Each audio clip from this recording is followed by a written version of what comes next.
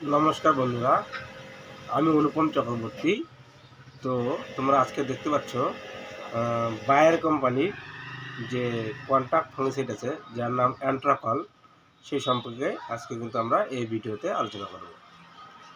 তো আশা করি বন্ধুরা তোমরা সকলে খুবই ভালো আছো, এবং যারা আমার ইউটিউব চ্যানেলটি এখনও সাবস্ক্রাইব করনি তো সবাই একটু দয়া করে সাবস্ক্রাইব করে দেবে।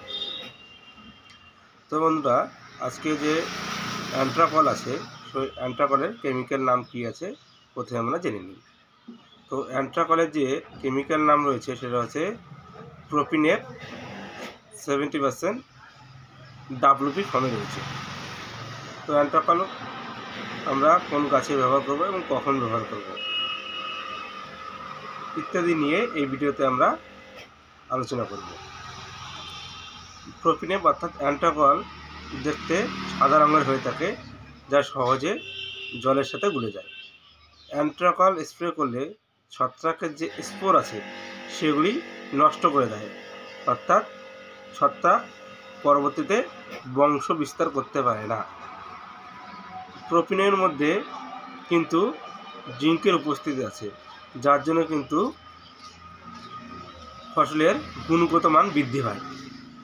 প্রোপিনেপ স্প্রে করার পর গাছকে কিন্তু 2 থেকে 3 দিনের মধ্যে একটা সবুজ ভাব, চনমনে ভাব দেখতে পাওয়া যায়, অর্থাৎ গাছ কিন্তু একটা খুব সুন্দর আকার ধারণ করে। সেটা কিন্তু আমরা এই বায়ার কোম্পানির যে অ্যান্ট্রাকল, যার কেমিক্যাল কম্পোজিশন প্রোপিনেপ, সেটা স্প্রে করে কিন্তু আমরা 2-3 দিনের মধ্যেই দেখতে পাবো। তো প্রোপিনেপ কিন্তু আমরা চারা গাছে স্প্রে করতে পারবো।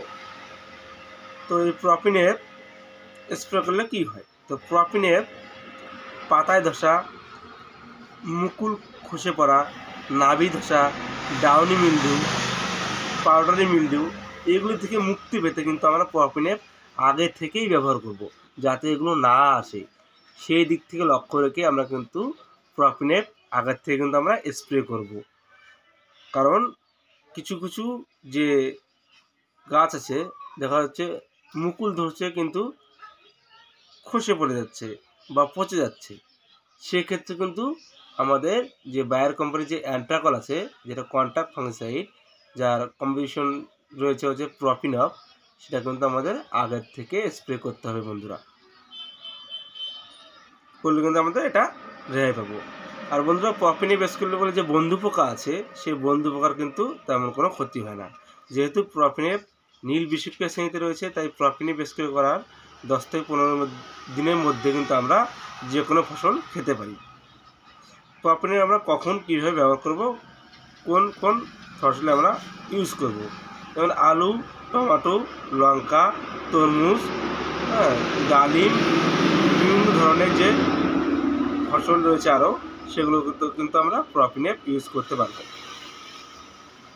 এবং ছোটো ছোটো যে গাছ প্রথম অবস্থায় রয়েছে, চারা গাছ যেটা আমরা বলি, সেই চারা গাছে কিন্তু আমরা প্রোপিনেপ স্প্রে করতে পারবো।